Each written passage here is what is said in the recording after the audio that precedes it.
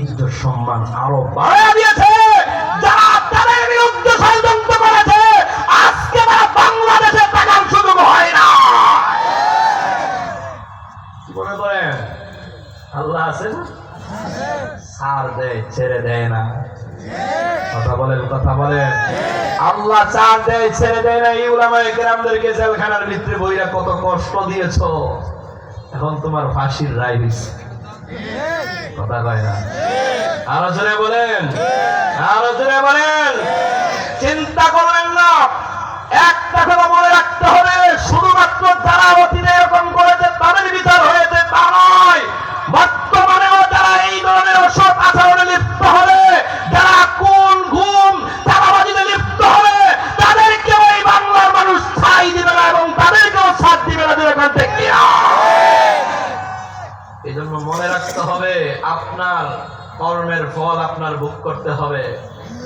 ঠিক না বেটি? যেমন কর্ম তেমন ফল। আপনি যদি ইসলামী দলের হন তারপরেও এটা হবে।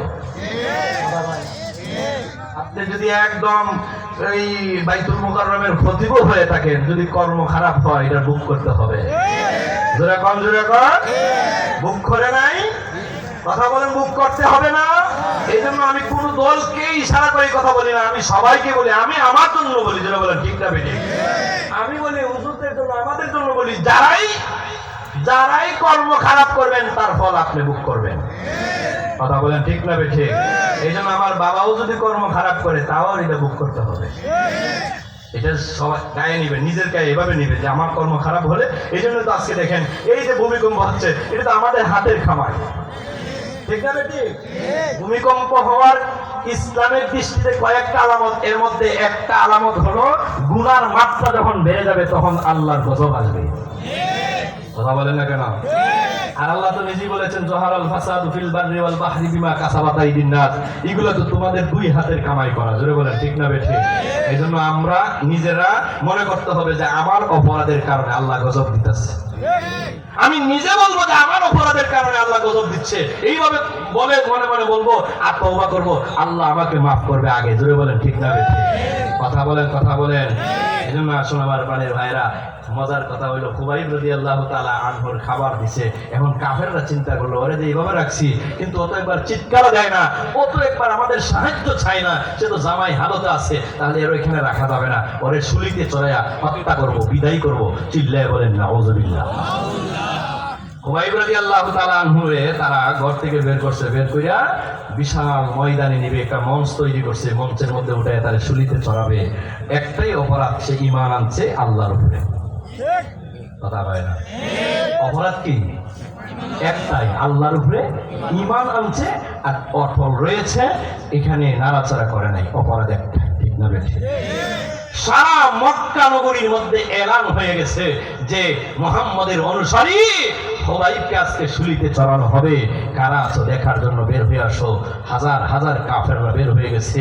আমার প্রাণের ভাইরা, ওই ময়দানে নিয়ে যাওয়া হচ্ছে, মঞ্চের কাছাকাছি নিয়ে যাওয়া হচ্ছে, যেখানে খুবাইবকে শুলিতে চড়াবে। আমার প্রাণের ভাইরা, একটু দৃষ্টান্ত, একটু চিন্তা করে দেখেন, নিজের জীবনের সাথে একটু মিলান।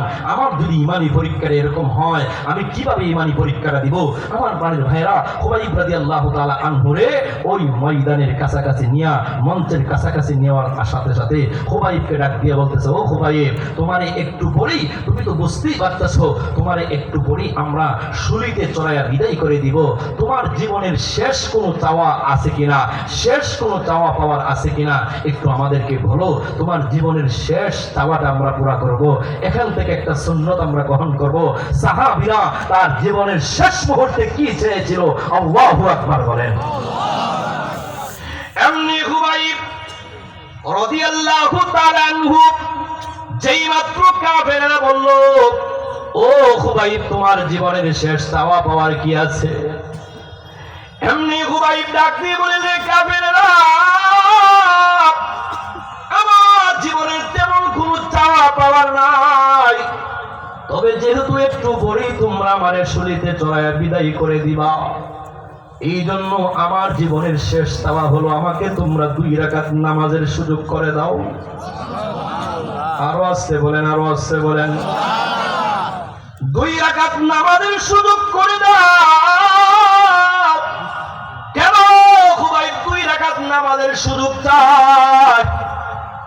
নবীর সাহাবী খুবাইব রাদিয়াল্লাহু তাআলা আনহু বলেন, আমি 2 রাকাত নামাজের মাধ্যমে আমার মালিক আল্লাহর সাথে একটু কথা বলতে চাই। আরো জোরে কোন বাবা, একটু এদিকে মন দেন, দেখেন, চিন্তা করেন, নিজের জীবনের সাথে একটু মিলায়া ফেলেন। নবীর সাহাবী বলেন, আমি আমার মালিকের সাথে জীবনের শেষ মুহূর্তে একটু কথা বলতে চাই। আল্লাহু আকবার। এমনি কাফিররা খুবাইব রাদিয়াল্লাহু তাআলা আনহুকে 2 রাকাত নামাজের সুযোগ করে দিয়েছে।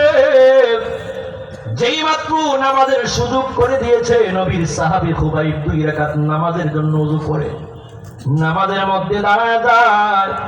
2 রাকাত নামাজের মধ্যে দাঁড়ায় উনি দ্রুত গতিতে নামাজটা পড়লেন, দ্রুত গতিতে নামাজটা শেষ করলেন। কাফেররা কি বলতেছেন, রে খুবাইব, এত দ্রুত গতিতে নামাজ শেষ করলাই, বুঝলাম না রে, এত তাড়াতাড়ি নামাজটা কেন শেষ করলাই, বুঝলাম না রে। এমনি খুবাইব ডাক দিয়ে বলতেছেন, ও কাফেরেরা শোনো, আমি যখন নামাজের মধ্যে দাঁড়াইলাম, নামাজের মধ্যে দাঁড়ানোর পরে আমার নামাজ পড়তে এতটাই ভালো লাগছিল, এতটাই মজা লাগছিল, আমার মনে হয়েছিল আমি নামাজটা লম্বা করি, নামাজটা দীর্ঘ করি। কিন্তু আমি চিন্তা করলাম, যেহেতু একটু পরেই তোমরা আমাকে শুলিতে চড়াইয়া বিদায় করে দিবা, আমি যদি এখন নামাজটা লম্বা করি, তোমরা যদি মনে মনে মরাবো, তোমরা যদি এই কথা চিন্তা করো যে মুসলমানেরা মৃত্যুর ভয়ে তারা নামাজ লম্বা করে, জুড়ে কোন সুবহানাল্লাহ।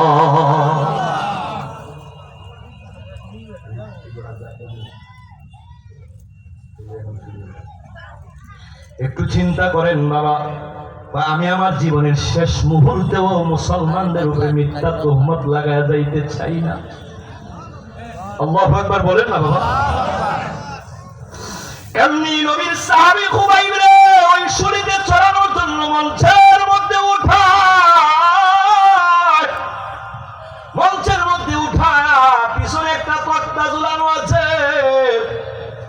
তক্তাটার মধ্যে আমার ভাই একটু খেয়াল করেন, ডান হাতটা এইভাবে টান দিয়া নিয়া ওই তক্তাটার সাথে একটা পেরেক মারছে হাতের মধ্যে। নিজের জীবনের সাথে একটু মিলান বাবা, মনে হয় একটা তক্তার সাথে আর একটা তক্তার মধ্যে জয়েন লাগাইতেছে। বাম হাতটা টান দিয়া নিয়া বাম হাতের মধ্যে আরেকটা পেরেক মারে।